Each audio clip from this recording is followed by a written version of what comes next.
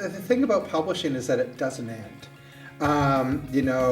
Every season you have a whole new group of books that you're working on. You have a whole new group of authors that you're working with. And, I've had a wonderful career with all kinds of success. I got to produce Norman Mailer's last event before he died. I produced a global media moment, 2 of them actually, with Conrad Black when he was under house arrest in Florida. I produced a series of bestsellers at McGill Queen's University Press, and on and on. I've worked in publishing for 25 years, mostly in academic publishing. And working at M&S and then for Atwood, all of that was a tremendous experience, but it's really the academic publishing that I love. You look at an academic publisher's catalog and you see this range of titles, and you look at those titles, and in 5 years from now, everybody's going to be talking about the ideas that are in those books. It takes a little while to trickle through to the rest of the culture, but that's where they start, and that's why I find academic publishing so exciting. So I'm not really about winning awards. I mean, I want all my authors to win awards and stuff like that, and I've won awards, but for me, that's not what it's about. It's an opportunity to be constantly creative, always looking for new approaches to things.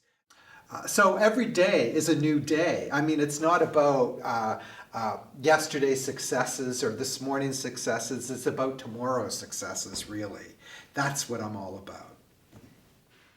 From my point of view, trying to sell books, I want my books in the news section. I want my books in the entertainment section. I want my books in the sports section. That's really where most of the readers are. They're not reading the book review section. So I'm constantly, working with Jackie, who's new to the industry, and coming up with ways in which our book is not just about the book, but it's about a larger story. How do we plug that book into the zeitgeist? What's happening in the broader world that our book will somehow add to that conversation, or at least capture the attention of the media? So I'm always, sort of fighting for my authors to get out there in the public and to have a chance, because they spend years writing their books. They put so much into it. They put their life into it. They put their life on hold to do it. Their families make sacrifices.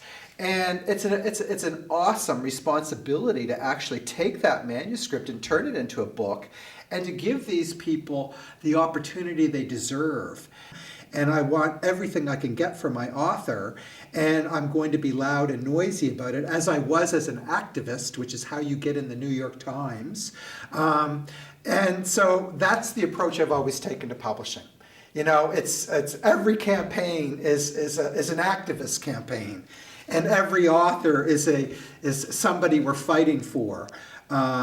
Because if you take it and you're nice and polite and you wait your turn is never going to come. I always say it's really the most important thing, other than the book itself, that's written about the book, is the cover copy. Because what I want you to do is look at the book cover, look at the title, turn it over, read the back jacket copy, and then I want that to be compelling enough so that you open up the book and you start to read certain sections so you get a sense of the prose. How does it read? Does this actually appeal to me? And those are the steps towards buying the book. So it's picking it up, turning it over, reading it inside, and then making the decision that you're actually going to buy the book. That's how it happens.